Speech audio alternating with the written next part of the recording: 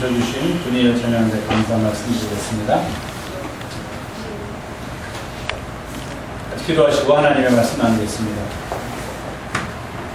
오늘도 함께 모여 하나님을 예배하게 하심을 감사드립니다. 이 시간 저희가 주의 말씀에 귀 기울이오니 주께서 세상의 여러가지 일로 닫혀졌던 우리의 마음 문을 열어주시옵고 하늘나라를 바라볼 수 있는 은혜의 시간이 되게 도와주시옵소서. 땅만을 바라보던 우리가 이제는 고개를 들고 하늘을 바라보며 주님의 음성에 귀 기울이고 주님의 말씀에 따라 살아가는 은혜의 자리에 동참하도록 주께서 우리를 이끌어 주시옵소서.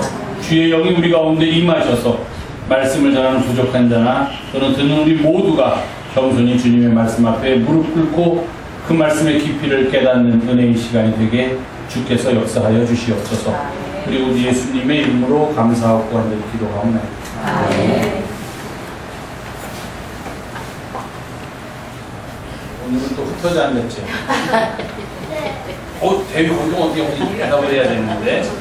자, 오늘은 주님을 따르는 길, 예수님을 따르는 길, 예수님을 따르는 삶이 어떤 건가 하는 것을 목사님이 좀 얘기를 하려고 합니다.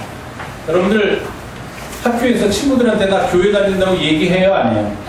해요. 하면은 살기가 좀 고달픈데 하는구나. 근데 여러분들이 나 교회 다닌다라고 얘기를 해서 학교 선생님이 너 이놈 왜 교회 가? 교회는 가면 안 돼! 하고 혼내는 선생님이 있어요? 없지요. 없어요. 네. 친구들도 야 너 교회 가? 너 교회 가면 내가 경찰서에 가서 말한다? 그런 친구들 있어요? 없지요. 네. 교회 간다고 해서 이용용 차 오지도 않고 수업을 하는 차이다. 아무도 교회 간다고 뭐라고 그러는 그런 사람이 없어요. 그런데 지금은 이렇지만 또 우리나라는 이렇지만 옛날에 처음에 예수님이 돌아가신 다음에는 그렇지 않았어요. 여러분도 그런 영화 혹시 봤어요? 옛날 로마 시대 때 예수님이 살던 나라의 이름이 이스라엘은 유다라는 나라였는데 그 유다라는 나라는 로마의 식민지였어요. 로마가 유대를 힘으로 점령을 해서 뭐든지 로마 사람들이 마음대로 했어요. 근데 로마 사람들은 어떤 생각을 가지고 있었냐면은 이 세상에서 자기들이 섬길 사람, 자기들이 예배할 사람은 오직 한 사람이에요. 한 사람 누구겠어요? 로마의 황제. 로마의 황제한테만 절을 해야 돼요. 다른 사람을 절하거나 다른 사람을 섬기면 안 되는데 이 그리스도인들은 뭐라냐면 로마의 황제도 사람이다. 또 우리하고 똑같은 사람이고 우리는 오직 하나님만 예배하겠다. 그러니까 로마 사람들이 보고서 로마 군인들이나 로마에서 정치를 하는 사람들이 이거 그리스도인들, 크리스찬들 그냥 둬서는 안 되겠다. 그래서 잡아가지고서 아주 어려움을 많이 줬어요. 그 대표적인 게 혹시 그런 영화를 봤는지 모르지만 그리스도인들 우리 같은 예수 믿는 사람들을 잡아다가 옥에 가뒀다가 큰 운동장 같은 데다가 도망갈 수도 없는 운동장에다가 그 위에는 구경꾼들이 데다가 사람을 거기다 집어넣어요. 그럼 사람들이 들어가서 무서워서 막 벌벌 떨고 있잖아요. 남자고 여자고 어른이고 아이고 할 것 없이. 그러면 저쪽에서 문이 있는데 갑자기 그 문이 열려요. 그리고 거기서 뭐가 나오는데 뭐가 나오냐면 사자가. 근데 그 사자도 그냥 사자가 아니야. 며칠 동안 붉은 사자. 사람하고 사자하고 싸우면 누가 이길까? 전 아직 안 싸워가지고 대부분 다 사자가 이긴다고 합니다. 그래서 사자들이 막 그 여자하고 도망갈 데가 없을 때 다 막혀있으니까 삥 벽이 둘러 막혀있으니까. 그래서 자 이렇게 예수 그리스도를 믿으면 너희들이 죽임을 당할 것이다 하는 그런 어려움 속에서도 옛날 우리의 선조들은 예수님을 따르고 예수님의 복음을 믿었어요. 자 스크린 하나 내려주세요. 이게 뭐야? 십자가죠. 근데 십자가가 어떻게 돼 있어요 지금? 거꾸로 돼 있어요. 거꾸로. 누구예요 이게? 누구예요? 이게 누구지? 예수님은 거꾸로는 아니었지. 우리가 알기에는 예수님은 이렇게 된 십자가에서 제대로 돌아가셨는데 거꾸로 가서 누구요? 네? 예대로? 베드로래요. 베드로도 복음을 전하다가 십자가에서 죽임을 당했는데 베드로가 죽임을 당할 때 십자가에다 못 박으려고 그러니까 로마 사람들이 십자가에다 선생님 예수님처럼 똑같이 죽이려고 하니까 베드로가 그랬대요. 내가 어떻게 감히 선생님하고 똑같은 모습으로 죽을 수 있겠나? 나는 거꾸로 매달아달라고 부탁을 했대요. 선생님은 똑바로 했으니까 나는 선생님같이 똑바로 할 수가 없다. 선생님은 나보다 훨씬 위대하신 분이니까 거꾸로. 여러분들 옛날 영화 중에 쿠어바디스 도미네라는 그런 영화가 있어요. 우리말로 하면 주여 어디로 가시나이까 하는 영화인데, 그건 뭐냐면 예수님이 돌아가신 다음에 베드로가 복음을 전하면서 있었더니 조금 아까 목사님이 얘기한 대로 로마 사람들이 예수 믿는 사람들을 막 박해했어요. 잡아 죽이려고 하니까 베드로 밑에 있던 사람들이 베드로한테 이렇게 권면을 했어요. 선생님, 베드로 선생님, 여기 계속 계시다가는 언제 선생님도 잡혀갈지 모릅니다. 그리고 선생님이 잡혀가서 죽임을 당하면 그 밑에서 다른 많은 사람들이 선생님이 돌아가셨다는 소식을 듣고 다 뿔뿔이 흩어져서 이제 사람들이 더 이상 예수님을 안 믿을 수도 있습니다. 그러니까 빨리 여기서 벗어나서 좀 안전한 지대로 가십시오. 그랬더니 처음에 베드로는 그럴 수 없다. 여기서 내가 지금 나의 사랑하는 제자들, 나와 함께 예수님을 따르려고 하는 사람들이 어려움을 당하고 있는데 이 사람들을 그냥 두고 어떻게 나 혼자 갈 수 있겠는가 하고 처음에는 못 간다고 막 그랬어요. 근데 점점 로마 사람들의 박해가 심해지고 사람들이 더 어려움을 당하고 이제 곧 베드로도 잘못하면 잡혀갈 그런 순간이 오니까 사람들이 또 한 번 베드로한테 얘기한 거예요. 선생님, 이제 더 계시다가는 언제 잡혀갈지 모릅니다. 예수님도 그렇게 돌아가셨고 또 다른 사람들도 많은 어려움을 당하는데 선생님, 베드로 선생님마저 이렇게 된다면 우리는 큰일입니다. 그랬더니 베드로가 생각했더니 그 말도 일리가 있는 거예요. 자기가 여기서 죽는다고 해서 모든 문제가 해결되는 게 아니야. 오히려 살아서 더 많은 일을 하는 게 좋을 것 같다는 생각을 해서 베드로가 사랑하는 사람들과 더불어서 눈물을 흘리면서 이별을 하고서 이제 조금 안전한 데 가서 복음을 전하겠다고 가는 도중에 고개를 언덕을 올라가고 있는데 저쪽에서 누가 보이는 거예요. 이렇게 형체도 잘 안 나오면서 이렇게 보이면서 나는 지금 이쪽에 어려움이 있고 막 나를 잡으려는 사람이 있으니까 거기를 피해서 저쪽으로 가려고 하는데 그 사람은 저쪽에서 뿌연 모습으로 오히려 이쪽으로 오고 있는 거예요. 누굴까? 어디서 많이 본 것 같은데 아는 사람 같기도 하면서 모르는 사람 같기도 하고, 그럴 때 딱 가까이 와서 딱 쳐다보니까 그분이 누구예요? 예수님. 그때 베드로가 한 말이 그 유명한 말인데 라틴인데 쿠어바디스 도미네, 주님 어디로 가시나요? 무슨 말이에요? 주님은 지금 사람들이 어려움을 당하는 데를 향해 가고 있는데 나는 거꾸로 도망가려고 했구나. 베드로가 거기서 깨달아요. 나 혼자 이렇게 살려고 도망가서는 안 되겠구나 해서 다시 돌아갔다가 그만 로마 사람들한테 잡혀서 저렇게 죽임을 당했다 하는 그런 이야기가 전해집니다. 예수님을 따른다는 거, 예수님께서 가르쳐 주신 대로 사는 거는 결코 편한 일만 있는 거 아니에요. 내가 손해를 볼 때도 있고 내가 이렇게 어려움을 당할 때도 있고 심지어는 옛날 베드로나 야고보나 스데반이나 하는 사람처럼 우리의 목숨까지도 내놓아야 하는 그런 어려움에 처할 때도 있어요. 그러나 정말로 예수님을 사랑하는 사람들은, 정말로 예수님의 뜻대로 살려고 하는 사람들은 혹 내가 예수님을 믿음으로 어떤 어려움이 생긴다고 할지라도 그 길을 계속해서 keep going 하는 사람, 계속해서 나아가는 사람입니다.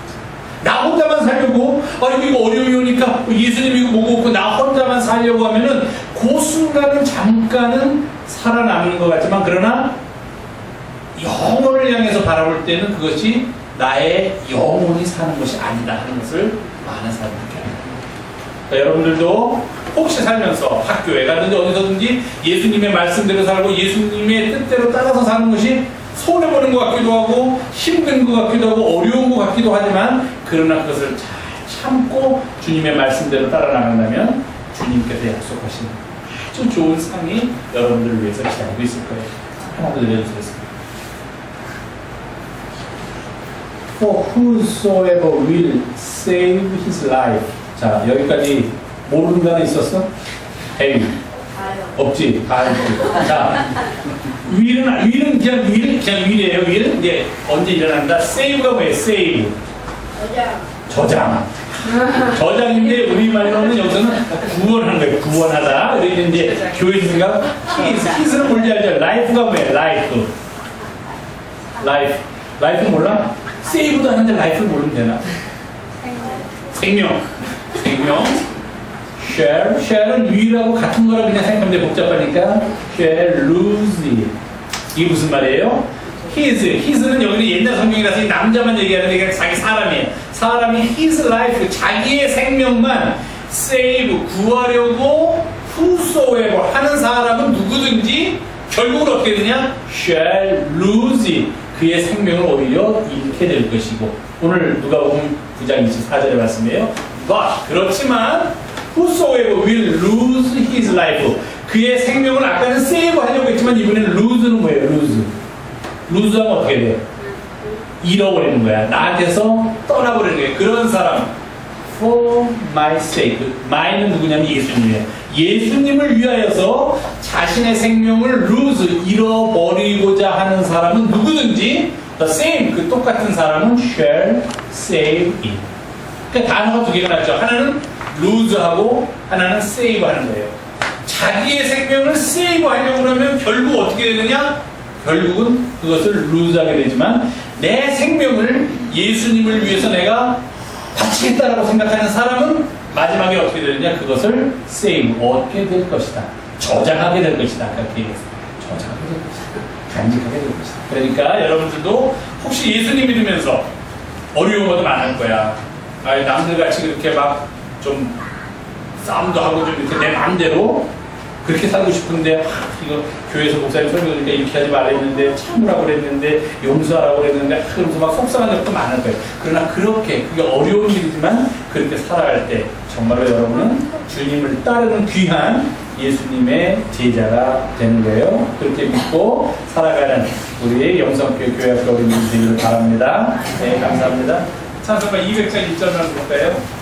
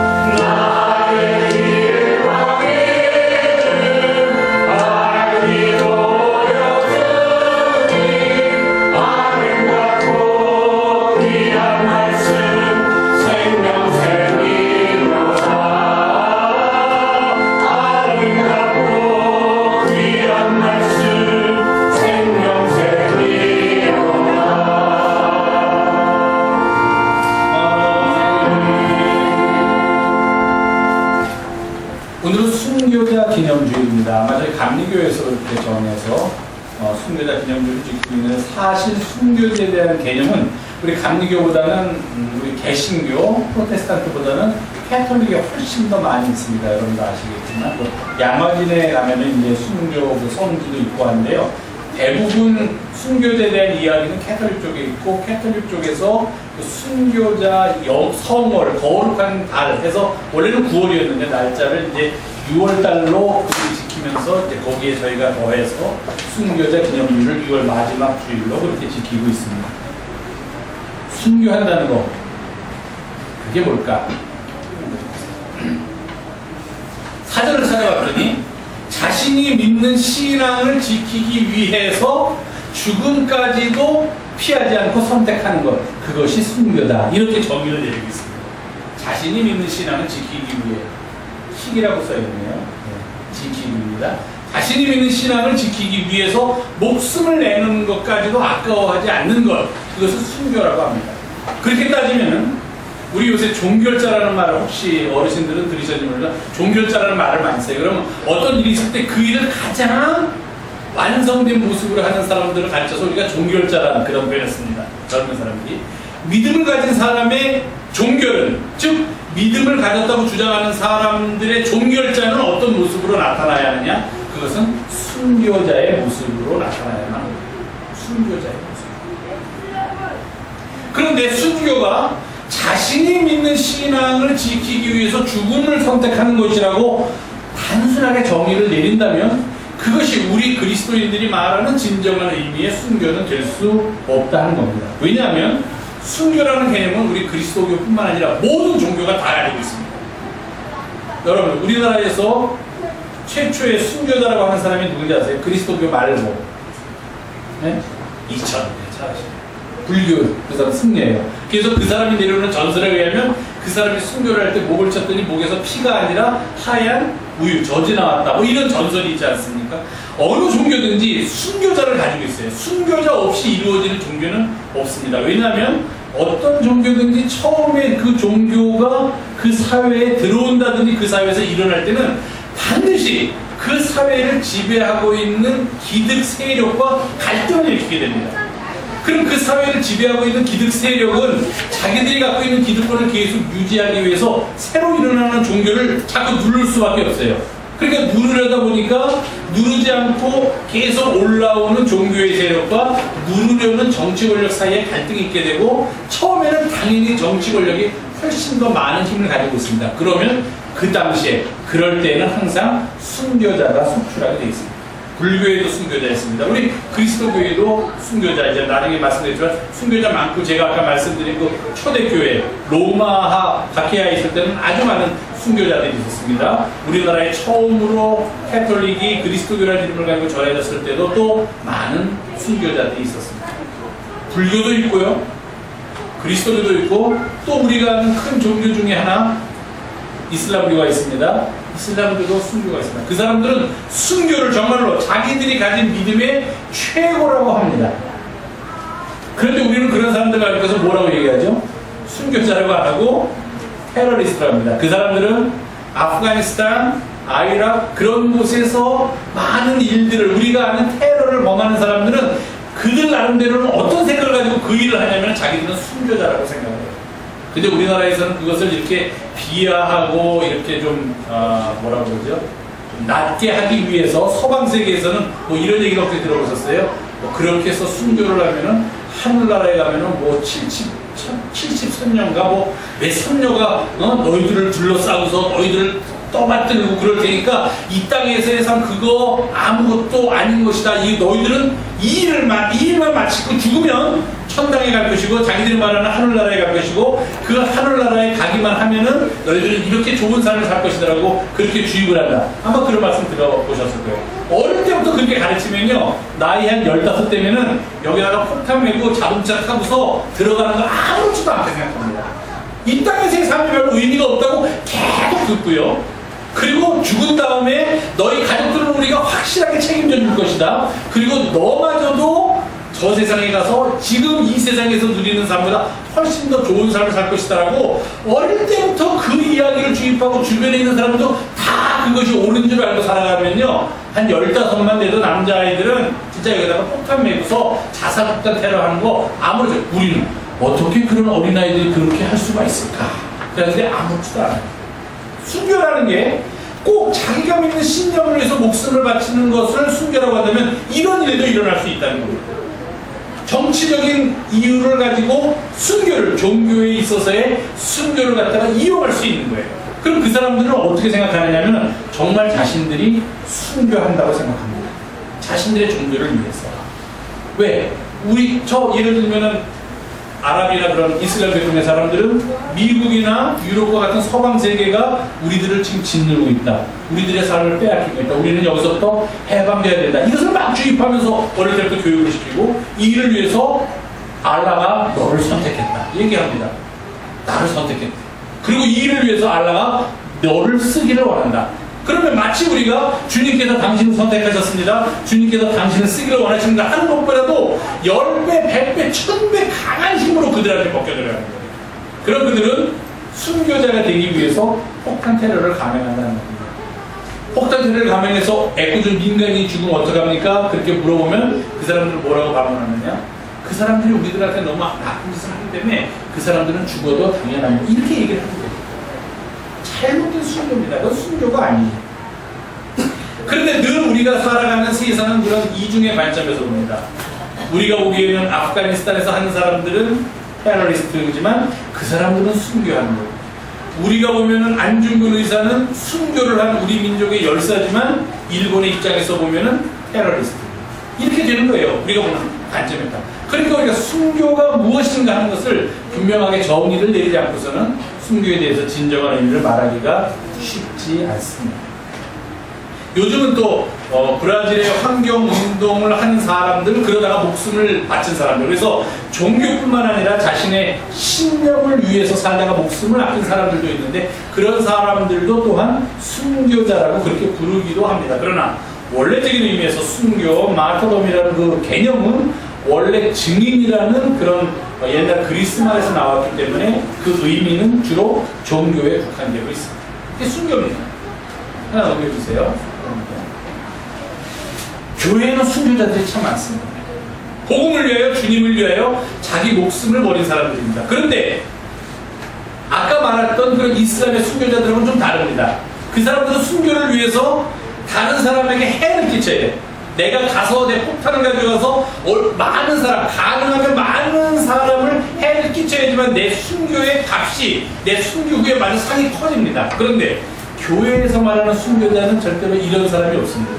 순교는 그저 당한 거예요. 교회에서 말하는 순교는 당하기만 하는 거예요. 우리 교회의 최초의 순교자가 누굽니까? 처음으로 목숨을 잃은 사람, 복음을 위하여 스데반. 스데반이 최초로 죽은 사람이에요. 복음을 위하여 성서에 기록된. 그 스데반이라는 사람이 얼마나 똑똑하고 얼마나 촉망맞는 젊은이였고 또 그가 복음에 얼마나 충실했는지는 우리가 사도행전을 통하여 잘 알고 있습니다. 그가 누구 때문에? 사울 때문에 최초의 순교자가 되었습니다. 그가 순교자가 되었다고 해서 무슨 예수를 박해하는 사람들한테 해를 끼친 게 아니라 그는 그들이 던지는 돌을 그대로 받으면서 그럼에도 불구하고 나는 이 길에 서 있겠다. 이 길이 내가 가야 할 길이다. 이렇게 외쳤던 사람이 바로 스데반이었습니다. 어찌 보면은 참 허무한 죽음이었는지도 모르지만 그러나 그 뒤에 우리 교회의 역사를 보면은 그 스데반을 통하여서 선교의 길이 비로소 열리기 시작했고 스데반으로 인하여서 사울이라는 사람이 바울이라는 놀라운 회심의 경험을 하게 되었다는 거죠. 스데반의 순교가 없었더라면 바울이라는 사람이 과연 있었을까? 물론 역사에 있어서 이런 가정은 별로 의미 없는 거긴 하지만 아마도 사울이 바울이 되는 그런 놀라운 경험이 없었을지도 모르겠다. 우리가 그렇게 이야기할 수 있을 정도로 스데반의 순교는 아주 놀라운 일이었던 것입니다. 우리 그리스도교에서의 순교는 그래서 크게 세 가지를 필요로 한다면 이 사람이 순교자인가 아닌가를 선택할 때는 첫째, 죽어야 합니다. 살아가지고 순교자가 될 수가 없습니다. 죽어야 돼요. 두 번째, 죽기는 죽는데 교통사고를 나서 죽는 거나 또는 산에 올라갔다가 잘못 길을 잃어가지고서 절벽에서 미끄러져 죽으면 안 되고 죽기는 죽는데 반드시 예수 그리스도를 핍박하는 그리스도를 믿는 사람을 박해하는 사람들의 손에 의하여 죽어야만 합니다. 순교가 되는. 그리고 세 번째, 이런 것들이 자기의 자발적인 의지로 가능해야만 합니다. 자기의 자발적인 의지. 이 세 가지 조건을 갖출 때 그런 사람을 우리가 교회에서 순교자라고 이야기했습니다. 그런데 순교자가 되는데 가장 큰 걸림돌이 있습니다. 그게 뭐냐면요, 내가 그리스도를 위해서 죽는 것까지도 각오할 수 있습니다. 나를 박해하는, 그리스도를 박해하는 사람들의 손에 의해서 내가 죽는 것까지도 박해할 수 있는데 이 사람들이 어떻게 이야기를 합니까? 엔토 슈카코라고 하는 사람이 쓴 침묵이라는 그런 일본 사람이 쓴 소설이 있습니다. 여기 보면은 일본에 처음으로 복음이 전파됐을 때 순교의 역사가 나옵니다. 그런데 그들은 어떻게 순교를 시켰냐면, 사람을 죽였냐면요, 쉽게는 얼마 전에 국회의원이 그런 말을 하고 참 기가 막힌 일이 있었는데, 쉽게는 어떻게 하냐면 예수님의 상을 만듭니다. 얼굴을 이렇게 그려요. 나무나 돈반에다가. 그리고 그것을 이렇게 바닥에다 놓습니다. 그리고 예수 믿는 것처럼 생각되는 사람들을 다 잡아다가 줄을 쫙 세워놓고서 너 여기다가 지나가면서 발로 이 얼굴을 짓밟고 여기다가 침 뱉고 지나가라, 그렇게 얘기를 합니다. 그러니까 그거를 그냥 아무렇지도 않게 막 밟고 침 뱉고 지나가면 오케이, 통과인데 가면서 머뭇거리고 잘 밟으려다가 발을 올려놨다가 내려놨다 올려놨다가 침을 뱉으려다 못 뱉다면 너 이쪽으로, 너는 예수 믿는 그 부류구나, 이렇게 구별을 했다고 합니다. 본판을 에다 그려놓고. 얼마 전에 어떤 국회의원 한 사람이 그런 얘기했죠. 무슨 뭐 이데올로기 얘기하면서 뭐 여기다 이렇게 누구 사진을 놓고 국회의원을 줄 서서 지나가고 그냥, 그런 국회의원이 이게 참 대단하다고 생각했는데 어쨌든 그런 일을 합니다. 그런데 그거는 평신도들한테는 그렇게 해요. 그 엔터 슈카코라는 사람이 침묵이라는 소설이에요. 그런데 외국에서 온 사제가 있지 않습니까? 이제 복음을 전하는 그 당시에는 처음 들어왔으니까 또 이탈리아나 스페인에서 파견된 사제들이 있어요. 로마에서. 이 사제들을 숨어다니면서 이 사제들을 잡아요. 잡아가지고서 이 사제들은 이미 눈, 코, 입이 다 다르니까 이 정도는 안 합니다. 이 사람들은 그걸 위해서 들어온 걸 다 알고 있으니까. 근데 어떻게 배교를 시켜? 어떻게 복음에서 떠나게 하느냐면요. 썰물이 돼가지고 바닷물이 쫙 나갑니다. 그러면은 쫙 나간 제일 끝에다가 이렇게 십자가가 아니고 그냥 나무를 박아놓고 밀물이 됐을 경우에는 완전히 사람 길을 훨씬 넘는 위치지만 썰물이 돼가지고 땅이 들어가는데 거기다가 나무를 박아놓고 그 신부를 묶어놓습니다. 그러면 이제 딱 밤이 바뀌고 될 때 이제 다시 썰물이 됐다가 밀물이 되기 시작하죠. 그러면 물이 저기서부터 조금씩 좀 차올라가기 시작합니다. 여러분 바다에 가셔서 그 밀물 썰물 때 보시면 아시겠지만 물이 굉장히 빠른 속도로 들어와요. 나갈 때도 빠른 속도로 나가지만 물이 굉장히 빠른 속도로 들어와서 빨리 피하지 않으면 금세 물이 막 이렇게 무릎 밑에서부터 무릎으로 올라옵니다. 그렇게 해놓고 거기다가 그 신부들을 묶어놓고서 애교를 하려고 강요합니다. 거기까지는 아무도 부담을 깜짝 안 합니다. 그런데 그 일본 관리들이 그 매달린 신부한테 요구하는 게 있습니다. 그게 뭐냐면 너가 만약에 여기서 복음을 버리지 않으면 복음을 포기하지 않으면 너 하나만 죽는 것이 아니라 지금 저 옥에 갇혀있는 그 우리나라 말을 표현하겠습니다. 예수쟁이들, 천주쟁이들 다 죽이겠다. 너 하나에 그 사람 20명의 목숨에 달려있다. 이렇게 얘기를 합니다. 그러니 나 하나 죽는 거면 그 사람들 기꺼이 주님을 위해서 이 한번 바치겠습니다 하고서 그 포르투갈이라는 나라에서 여기까지 한국, 일본까지 온 사람들인데 배 타고 얼마나 오래 걸리고 얼마나 가진 고통을 겪으면서 왔겠습니까? 나 하나 죽는 것쯤이야 내가 이미 각오하고 온 사람이니까 상관이 없는데 나로 인해가지고 내 말 한마디로 인해가지고서 애꿎은 사람 20명, 30명 옥에 갇혀있는 내가 복음을 전하려고 했던 사람들까지도 다 죽는다고 하니까 이 사람이 여기서 갈등을 느낍니다. 나는 그래도 주님을 버릴 수가 없다라고 하면은 나도 죽고 저들도 다 죽고 내가 마음은 주님을 버리지 않지만 그래 내가 너희들의 말대로 하겠다 하면은 나도 살 수 있고 저들도 살 수 있다면 과연 어떻게 살 수 있는가?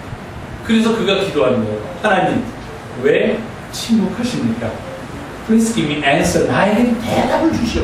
내가 그들에게 뭐라고 얘기했지 대답을 주시오. 같이 죽을까요? 같이 살까요?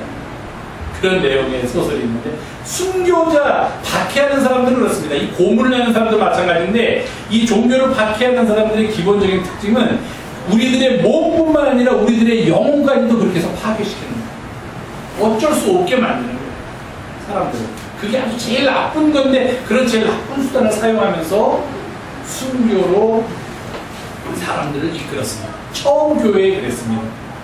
그런데 뭐 아직도 이북이나 또는 그런 저런 중동의 여러 나라를 가면은 합법적으로 이렇게 그리스도교를 전하고 그리스도교의 교인이 되고 뭐 복음을 전하고 하는 것들이 쉽지 않은 그런 나라들도 많이 있지만 적어도 지금 대부분의 나라들 특히 우리와 같이 이런 우리나라 같은 경우에는 우리가 아까 제가 어린이들한테 물어봤지만 복음을 믿는다고 우리에게 해를 가하는 사람 아무도 없습니다.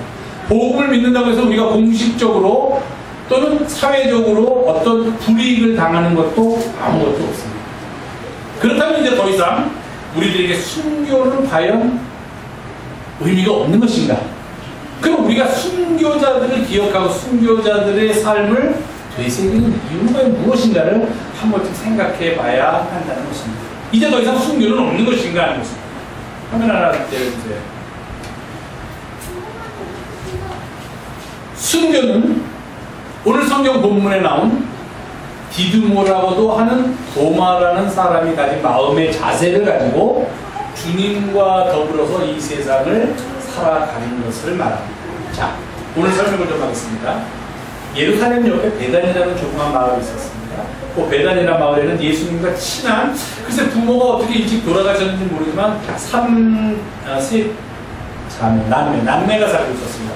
나사로가 있고 마르다가 있고 마리아가 있습니다.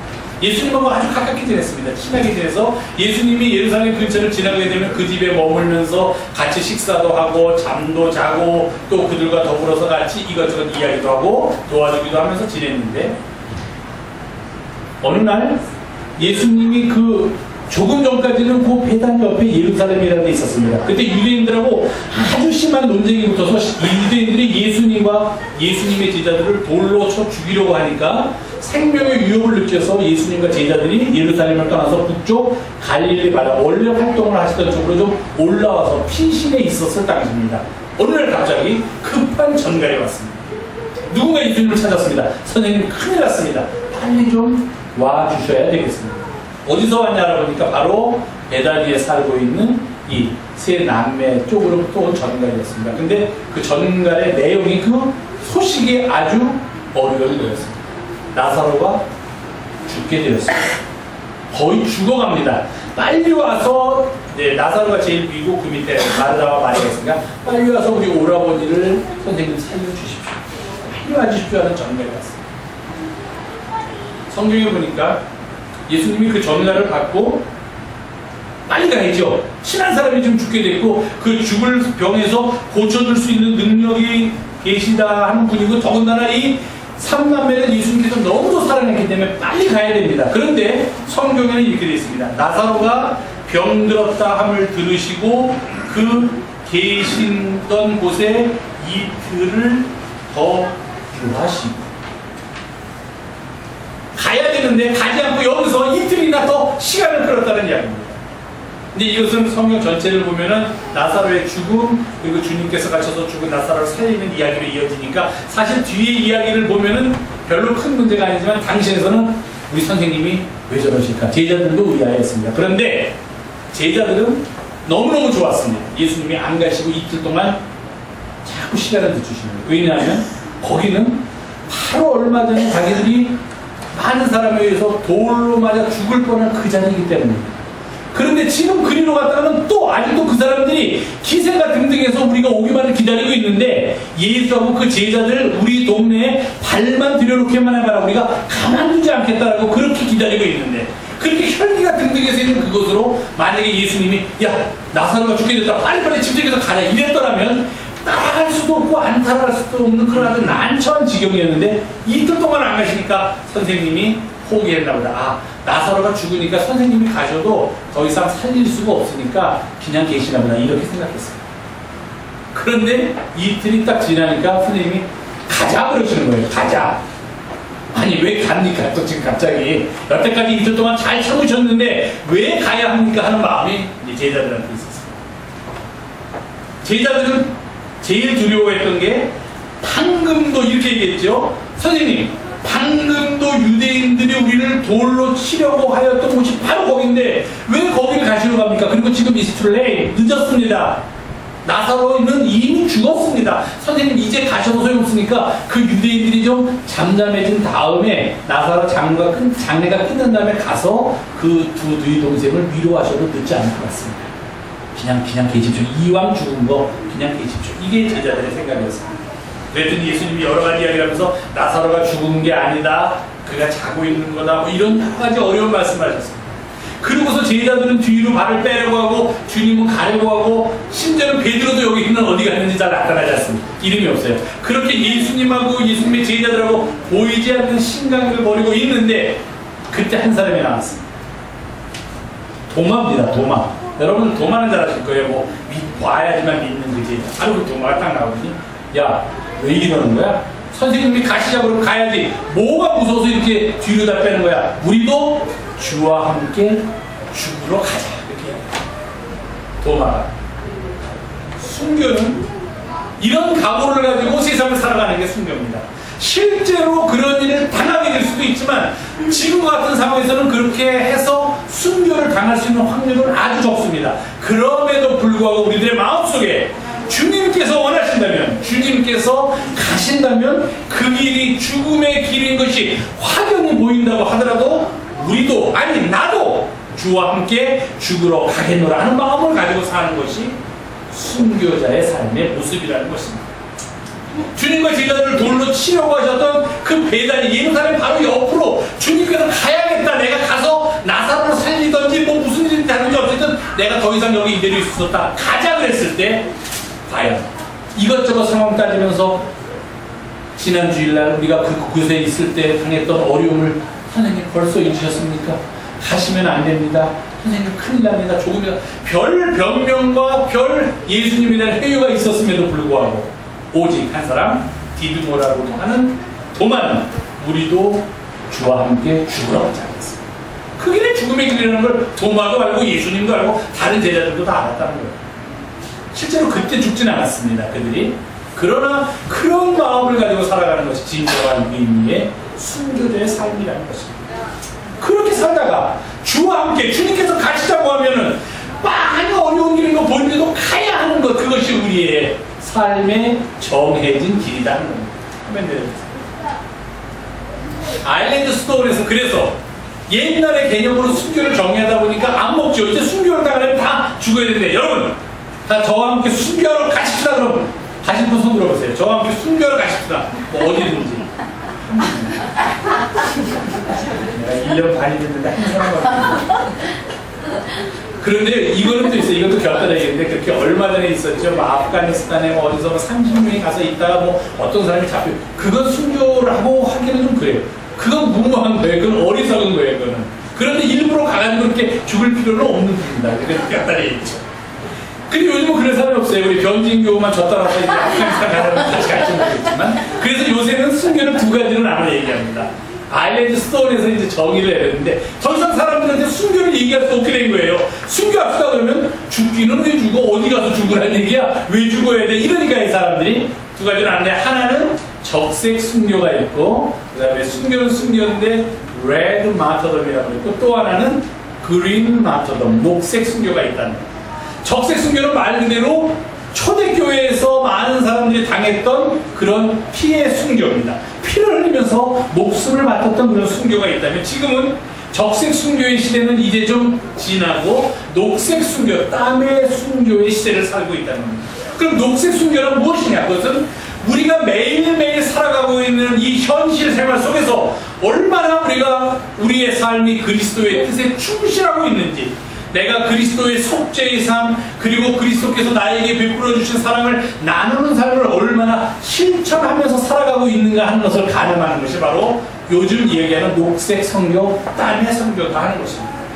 그래서 우리가 이 시대의 순교란 무엇인가라고 누가 묻는다면 우리의 완전한 스승이신 예수 그리스도의 삶과 우리의 삶이 완전히 일치하도록 예수 그리스도의 삶을 꾸준히 본받으면서 살아가는 것, 그것이 순교자의 마음으로 이 세상을 살아가는 것입니다. 그리고 그리스도의 증인이 되어서 그리스도의 구원 사업과 하나님 나라 건설에 함께 참여하는 것이 바로 이 시대에 우리가 감당해야 할 순교, 녹색 순교, 땀의 순교라는 것입니다. 우리의 목숨을 바치는 데까지 갈 수 있지만 지금은 굳이 그럴 상황도 아닌데 그럴 수도 없는데 그렇다면 더 이상 순교는 우리하고는 먼 개념인가 그렇게 반문할 수 있는데 그렇지는 않은 것입니다. 그래서 제가 마지막으로 결론을 말씀드리겠습니다. 순교는 하나님을 위하여 아파하는 것이 순교입니다. 하나님 때문에 아픈 것이 순교입니다. 나 때문에 아픈 것은 더 이상 순교가 아니에요. 하나님 때문에 좀 내가 아파야만 합니다. 이유 때문에 내가 좀 눈물을 흘려야만 합니다. 잠을 못 자야 돼요. 가슴을 쳐야 돼요. 내가 손해를 봐야 돼요. 내가 가진 것을 내놓아야만 합니다. 그럴 때 우리가 그 삶을 아깝지 않게 그 삶을 회피하지 않고 그 속으로 들어갈 때 우리는 이 시대의 순교에 동참하게 된다는 것입니다. 하나님 때문에 아파하자. 이게 제가 오늘 여러분께 드리고 싶은 주제입니다.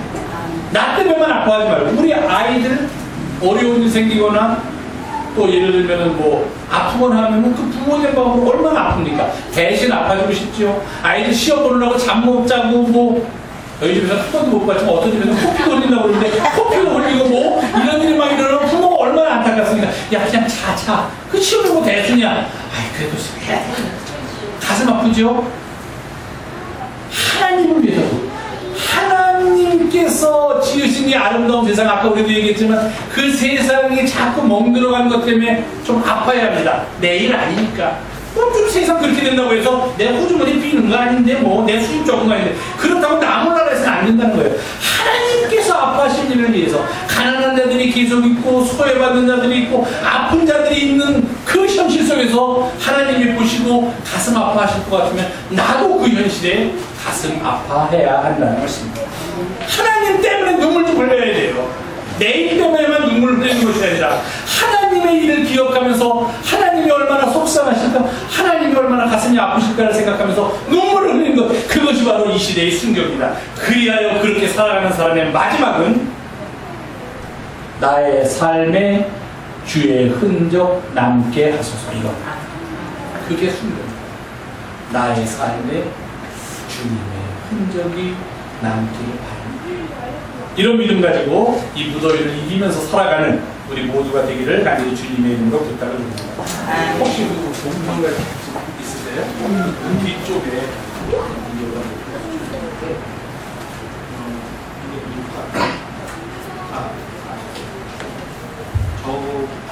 이거 채울 수 있어요? 네.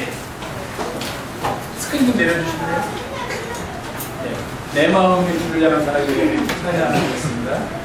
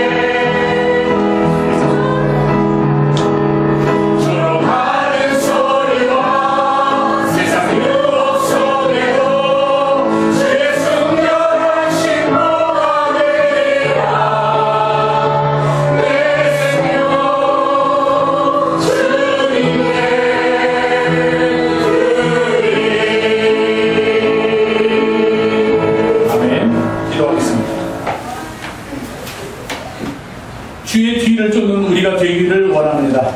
주님께서 가신 길에 함께 갈 수 있는 용기를 가진 우리가 되기를 원합니다. 우리의 삶에 주님의 흔적이 남는 삶을 살기를 원하오니 주여 우리를 붙들어 주시옵소서. 우리와 함께하여 주시옵소서. 우리 예수님의 이름으로 기도하옵나이다. 아멘.